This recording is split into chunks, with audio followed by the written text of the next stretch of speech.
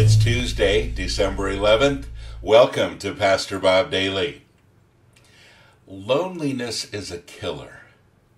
And you know that loneliness feels horrible. Some of you are going through that right now. On Sunday, we did a memorial service for all the homeless people that have died during the year. And you know, the list is pretty long, actually. And this is something we do every year just to remember those people that died, and so that somebody somewhere would remember them. Most of them died very lonely. Many of them died alone. But what do we do with that? You know, we sing about it. Do you remember the Beatles did a song years ago called Eleanor Rigby? All the lonely people, where do they all come from? All the lonely people, where do they all belong? Well, there's the key. Where do they all belong? You know, one of the greatest things that you and I have today is that sense of belonging to something, to belonging to someone, to have something in our lives that feels like it's meaningful and that touches us in that deeper place that nothing else does, that actually takes away loneliness. You know, many people think that the cure for loneliness is having a lot of people around you. You know that it's not. Sometimes people say, well, belonging to a church will cure your loneliness. Not always. Loneliness is intimacy with other people. It's feeling like you belong to a group, or you belong to a friendship, or you belong to somebody else as a spouse. That feeling of belonging and that feeling of intimacy is extremely important.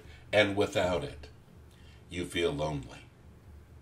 Now, I'm a single person, and I always have been. I've never been married. People say, well, what do you do with the loneliness? And I'll be honest with you, there have been times of loneliness. I've also been really blessed with intimate friends. Friends that I feel like I belong with, that I belong to. Friends that I can speak deeply with and that really complete my life. And that's been an amazing thing. And I have friends that have stuck with me and been my good friends for 30 plus years and more. And they're still very close friends. Some of them actually moved to Tennessee with me. And, you know, it's great to have that level of friendship. People that know you very well and like you anyway. You know what I'm saying? But folks, that's what all of us are looking for, and that's what I want you to find.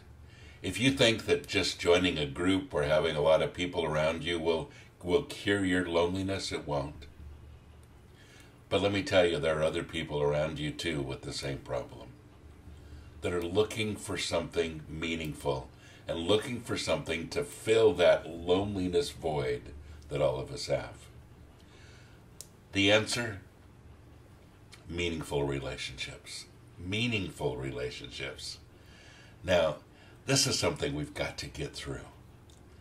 Folks, these days, it seems like so many churches are really bent on outreach, so much so that they lose people in the meantime. Outreach, in other words, getting the church growing, getting it functioning, getting all kinds of groups, you know, going that serve physical and spiritual needs, but many of them not emotional needs. And even some of the largest churches around that have so many groups going are filled with lonely people.